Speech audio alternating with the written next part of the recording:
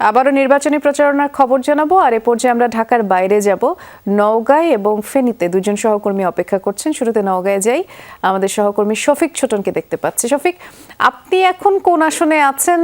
এখানে প্রার্থীদের প্রচারণা কেমন দেখছেন? বিশেষ করে ভোটাররা কেমন সাড়া দিচ্ছে?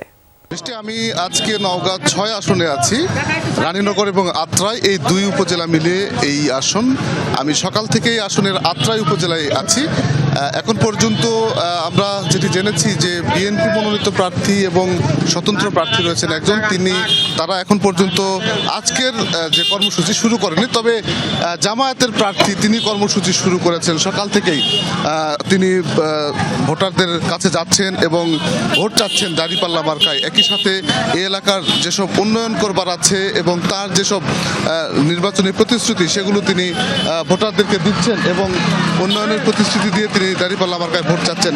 বিশেষ করে তিনি বলছেন এটি ইনসাফ ভিত্তিক সমাজ ব্যবস্থা গড়ে তোলা, রাষ্ট্র ব্যবস্থা গড়ে তোলা, যে রাষ্ট্রে কোনো হিংসা বিদ্বেষ, কোনো বৈষম্য থাকবে না, সেই একটি রাষ্ট্র গড়ে তোলার যে স্বপ্ন, সেই স্বপ্ন বাস্তবায়ন করার জন্য তিনি ভোট চাচ্ছেন। এবং তিনি একই সাথে বলেছেন যে এই এলাকায় নারীর অধিকার এবং নারীদের কর্মসংস্থানে তিনি কাজ করবেন, যুব কর্মসংস্থানের জন্য তিনি কাজ করবেন। অবহেলিত এলাকা, এই এলাকায় মৎস্যজীবীদের একটি বড় ভোট আছে, সেই মৎস্যজীবীদের উন্নয়নে তিনি কাজ করার প্রতিশ্রুতি দিচ্ছেন। সব মিলিয়ে আসলে সরগরম হয়ে উঠেছে। যদিও এই আসনে ৮ জন প্রার্থী প্রতিদ্বন্দ্বিতা করছেন, কিন্তু স্থানীয়রা বলছেন মূলত ৩ জন প্রার্থীর মধ্যে হয়তো শক্ত প্রতিদ্বন্দ্বিতা হতে পারে। আমরা এমনটি কিন্তু এখানকার সাধারণ মানুষের কাছে কথা বলে জেনেছি। এই মুহূর্তে আসলে খবিরুল ইসলাম তিনি আত্রাই উপজেলার বিভিন্ন গ্রামে গণসংযোগ করেছেন এবং কিছুক্ষণ আগে একটি মিছিল করেছেন। মিছিল শেষে তিনি আবার পাঁচুপুর ইউনিয়নে গণসংযোগ করছেন। আমরা যদি তার সঙ্গে একটু কথা বলে জানবার চেষ্টা করি তার পরবর্তী কর্মসূচি। জনাব খবিরুল ইসলাম, পরবর্তী কর্মসূচি আপনার কোথায় আছে এবং ভোটারদের কাছে আপনি কি প্রতিশ্রুতি দিচ্ছেন? আলহামদুলিল্লাহ, সম্মানিত দর্শকবৃন্দের উদ্দেশ্যে আমি জানাতে চাই, দাঁড়িপাল্লার এই নওগাঁ ৬ আসনের ব্যাপক গণজোয়ার সৃষ্টি হয়েছে। আবাল বৃদ্ধ বনিতা সকল শ্রেণীর মানুষ এখন দাঁড়িপাল্লার।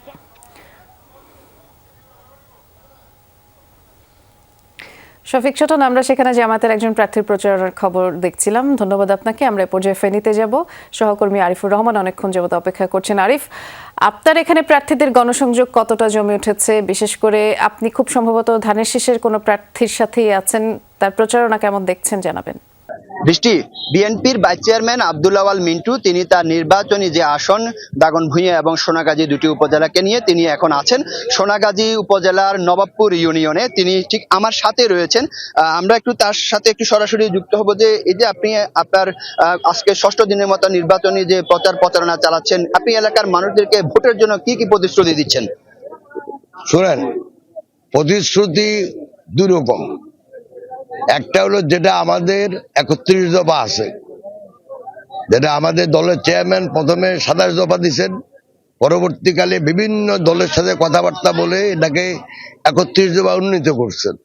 সেটা আমাদের দল তাদের ম্যানিফেস্টোর মাধ্যমে জনগণকে দিবে।